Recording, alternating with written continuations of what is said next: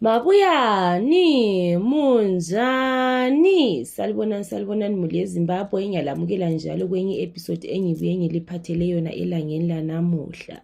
Ithi ngitsho okuphakathi kwenhliziyo yami ngoba kunzima.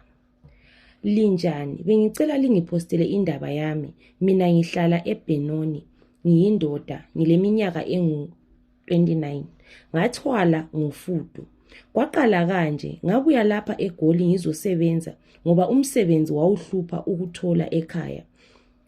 Ukuthi ungene kwakunzima mawungela ama-connections. Ngafika ngapha ngathola umsebenzi owe-contractor. Kunzima ukusebenza khonapho. Mina ngangisithi ngizothola umsebenzi ongcono. Ngachova isikhathi ngisebenza kodwa kunzima. Umzimba wawusudiniwe sibili. Mina ngiyathanda iFacebook kakhulu. So kwelinye ilanga ngikuFacebook ku-comment section ngabona inamba zomunye ubaba owayesithi uyathwalisa ngofudo.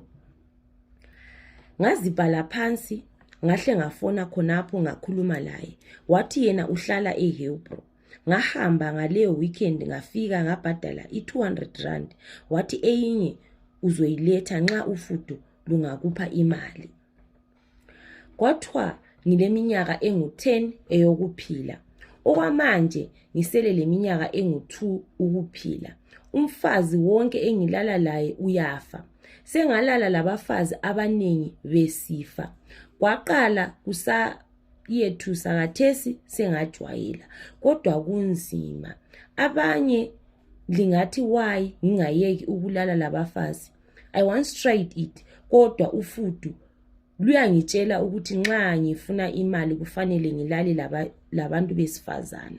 Kunzima kodwa imali ngiyayifuna. Njalo ngiyafisa ukuthi ngabe angithwalanga 2 years eziseleyo kuphela. Ngingakucabanga kuyangiyethusa. Angikho ready ukufa, ngicabanga ukubuyela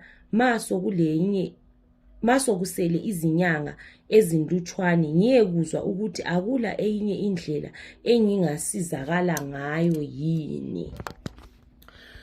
Yiyo ke i-confession esuka kubhuti wethu. Ubhuti wethu uthi yena wathwala ngofudo. Akunzima sibili. Khona uyabucabanga ukuthi mawubaluya ucabanga ukuthi uzoza umuntu esithi ndinga usizo ngifuna ukulahla ngisakufuni. Kodwa umuntu yena uthi ma izinyanga zesiyaphela eze2 years zona lezi eziseleyo ucabanga ukubuyela futhi ekuzwa ukuthi engarenewa kanjani isithwalo sakhe ukuthi engazuza yini okunye okungcono ukuthi eqhubekele phambili ngokuthwala. Hayi kunzima sibili. Abanye bayakhala ngokuthwala, abanye bafuna ukuqinisela libayalokho behambelela phambili ngokuthwala kwabo. Impilo singathini vele sihlangana lezinto ezinjalo. Ngoba sisempilweni angithi omnye lomunye uyenza ichoice yakhe oyifunayo empilweni. Siyabonga ngokulalela kwenu. Ngiyabonga. Ndaboka.